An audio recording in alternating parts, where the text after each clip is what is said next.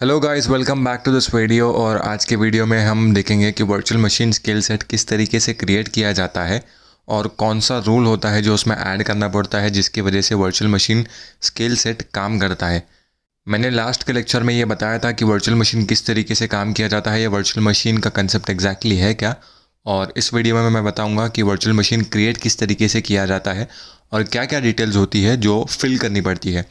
Actually ये topic देखा जाए तो अजूर एडमिनिस्ट्रेटर के लेवल का है, मतलब अजूर एडमिनिस्ट्रेटर जो 104 का सर्टिफिकेशन है उस लेवल का है। बट आपको एक बेसिक आइडिया आ जानी चाहिए कि वर्चुअल मशीन स्किल सेट किस तरीके से क्रिएट होता है और कौन से रूल्स इसमें ऐड करने पड़ते हैं जिसकी वजह से वर्चुअल मशीन स्किल सेट काम करता है या फंक्शन करता है।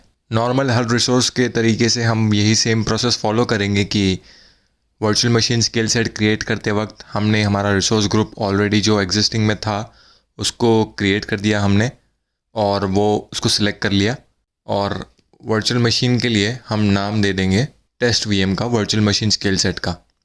अभी इसको हम रखते हैं ऑस्ट्रेलिया ईस्ट रीजन में, और अवेलेबिलिटी ज़ोन फ़िलहाल में मैं कोई सिलेक्ट नहीं करता हूँ और इसको फ्लेक्सिबल पे ही रहने देता हूँ।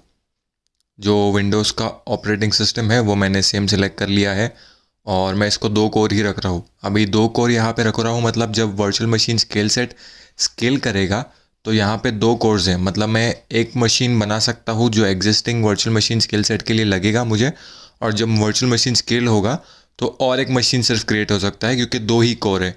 अगर 4 कोर्स होते तो 4 मशीन तक का वर्चुअल मशीन स्केल सेट के थ्रू 4 वर्चुअल मशीन स्केल हो सकते थे, लेकिन यहाँ पे सिर्फ 2 है तो 2 ही वर्चुअल मशीन स्पिन अप हो सकते हैं।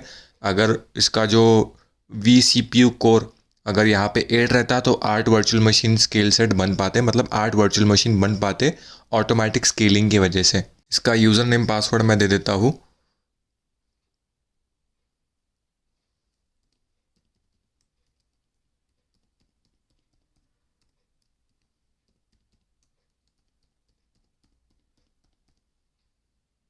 अभी यहाँ से जब हम वर्चुअल मशीन स्किल सेट बना रहे हैं तो वर्चुअल मशीन स्किल सेट मतलब एक वर्चुअल मशीन में डिप्लॉय कर देगा जो इनिशियल इंस्टेंस वाली मशीन रहेगी हमारी।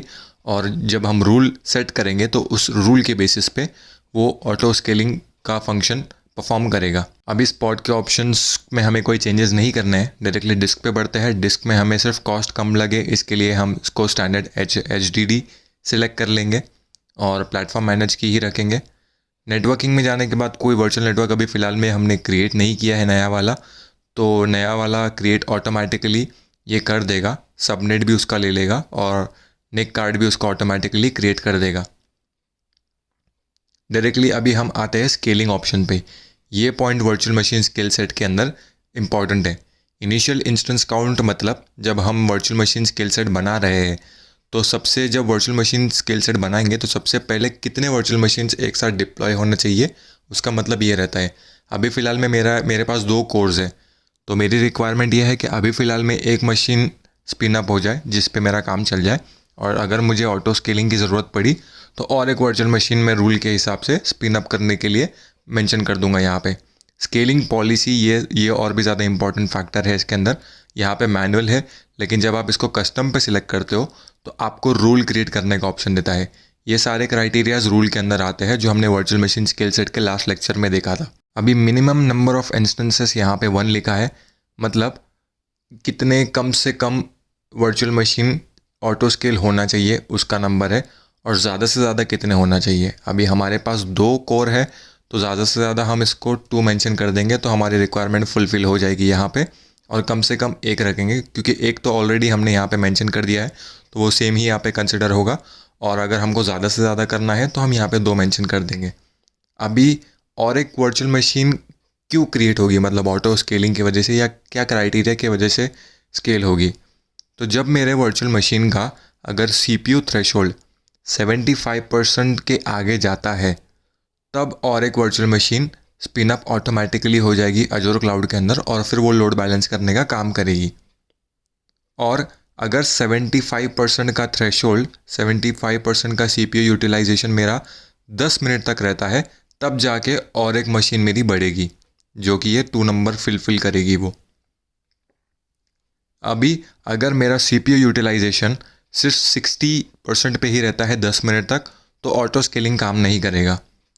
रूल के हिसाब से उसकी मैंडेटरी रिक्वायरमेंट ये है कि 75% के आगे ही उसका CPU यूटिलाइजेशन होना चाहिए और वो कंटिन्यूसली लगातार 10 मिनट तक होना चाहिए। उसके बाद ही ऑटो स्केलिंग परफॉर्म करेगा, उसके बाद ही और एक वर्चुअल मशीन स्पिन अप होगी या डिप्लॉय होगी अजूर क्लाउड के अंदर ऑटोमेटिकली। अभी जब मेरे वर्चुअल मशीन, जो मेरी स्केल हुई वाली वर्चुअल मशीन है जो सेकंड वाली बनेगी, अगर मुझे उसको सेकंड से वापस से 1 पे लेके आना है, मतलब नॉर्मली जो मेरा एक ही वर्चुअल मशीन पे काम हो रहा था पहले भी ऑटो स्केलिंग के पहले, अगर मुझे उसको वापस उस पे लाना है तो स्केल इन वाला मैं रूल मेंशन करूँगा।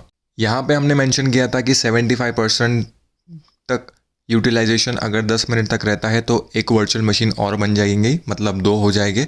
लेकिन अगर 25% तक या उसके नीचे तक अगर यूटिलाइजेशन होता है तो ऑटोमेटिकली उसको 1 पे लेके आ जाए, ये रूल हम यहाँ पे मेंशन करेंगे। तो जो 2 वर्चुअल मशीन स्पिन अप हुए थे या 2 वर्चुअल मशीन ऑटोमेटिकली स्केल हुए थे, वो इस थ्रेशोल्ड के रूल की वजह से वापस से 1 पे आ जाएंगे। मतलब 2 से वापस से एक ही वर्चुअल मशीन काम करना स्टार्ट कर देगी और वो एक ही वर्चुअल मशीन लोड लेना स्टार्ट कर देगी अपने ऊपर।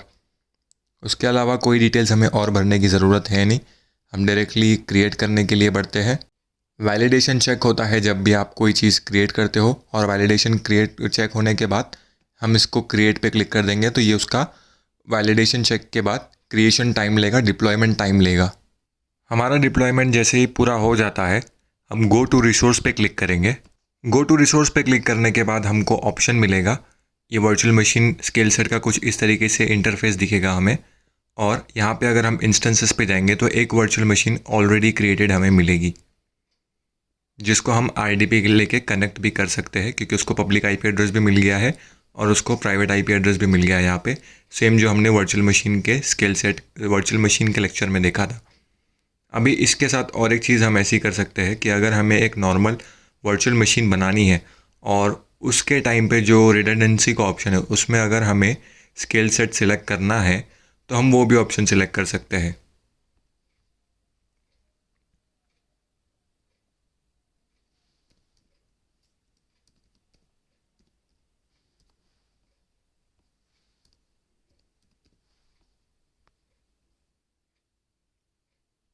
देखिए अवेलेबिलिटी के अंदर जब मैं वर्चुअल मशीन स्केल सेट का ऑप्शन चूज़ करूँगा तो ड्रॉप डाउन में मुझे जो मैंने वर्चुअल मशीन स्केल सेट का ऑप्शन सिलेक्ट किया था वो ऑप्शन मुझे यहाँ पे ड्रॉप डाउन में मिल रहा है, क्योंकि मैंने ऑस्ट्रेलिया ईस्ट रीजन भी सिलेक्ट किया है और मैंने पहले वर्चुअल मशीन स्केल सेट बनाया और फिर मैं वर्चुअल मशीन नहीं बनाने की कोशिश कर रहा हूँ। अभी होगा क्या, जब मैं ये नई वर्चुअल मशीन अलग से बनाऊँगा तो इस वर्चुअल मशीन को, जो ये वाली सर्विस के थ्रू मैं वर्चुअल मशीन बना रहा हूँ, अगर उसका थ्रेशोल्ड 75% के आगे जाता है 10 मिनट तक तो और एक ये रूल की वजह से और एक वर्चुअल मशीन ऑटोमेटिकली स्केल हो जाएगी, मतलब डिप्लॉय हो जाएगी और अपने ऊपर लोड लेना स्टार्ट कर देगी। और जैसे ही 25% से नीचे उसका लोड या CPU थ्रेशोल्ड जाता है तो ऑटोमेटिकली एक मशीन कम हो जाएगी और एक ही मशीन पे वो फंक्शन करना स्टार्ट कर देगी। तो उम्मीद करता हूँ आपको ये वीडियो समझ आया होगा। अगर आपको कुछ डाउट है तो आप इस पर थोड़ी सी रिसर्च करके भी देख सकते हो या आप मुझे बता सकते हो कमेंट सेक्शन में। Thank you very much.